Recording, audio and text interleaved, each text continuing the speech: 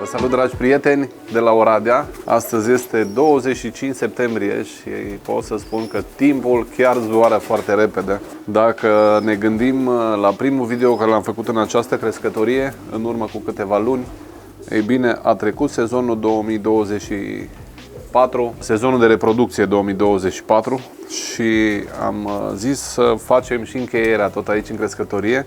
Am în mână unul din puii reproduși acum în toamnă. Sunt pui care de curând au fost coborâți din cuiburi, îi vedeți pe cei de jos. Pui foarte, foarte frumoși. Îi sunt recunoscător lui Claudiu Milian, care a asigurat o îngrijire foarte bună porumbeilor pe tot parcursul anului.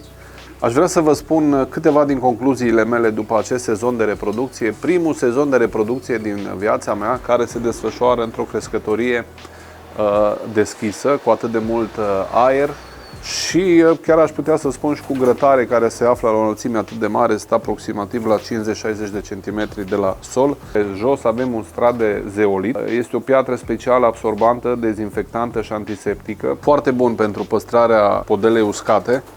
Astfel că aici am făcut curat chiar zilele astea după ce am început reproducția, sau am adus porumbei la reproducție, dacă nu mă înșel, prin ianuarie. Așadar, soarele și aerul și-au făcut datoria din plin.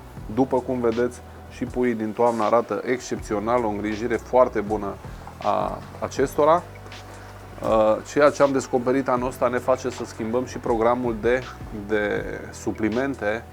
În 2024 vom da și mai puține suplimente, dacă vă vine să credeți, porumbeilor de reproducție, dar vom vorbi despre programul pe 2025, despre el este vorba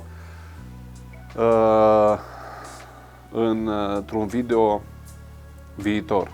Puii care au fost reproduși în acest an aici, chiar dacă este primul an, chiar dacă am o grămadă de porumbei noi, au crescut foarte bine, dacă pot să spun așa, fără niciun tratament până în acest moment și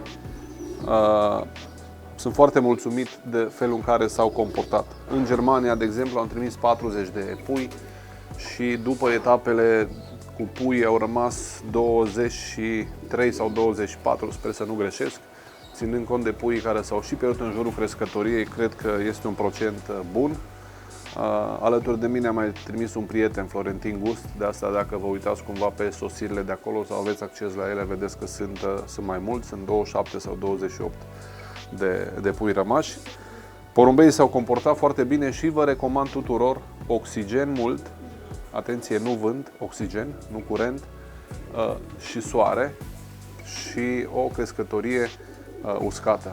Cred că astea sunt principalele ingredientele succesului. Dacă v-au plăcut puii, felul în care arată și felul în care sunt reproduși, aștept părerea voastră în comentarii și în același timp, dacă încă nu v-ați abonat, vă invit să o faceți și în același timp vă invit să trimiteți video-uri măcar unui prieten, pentru că împreună să învățăm noutăți și tipsuri pentru creșterea și concurarea cu succes a porumbeilor voiajori. Multe salutări de la Oradea!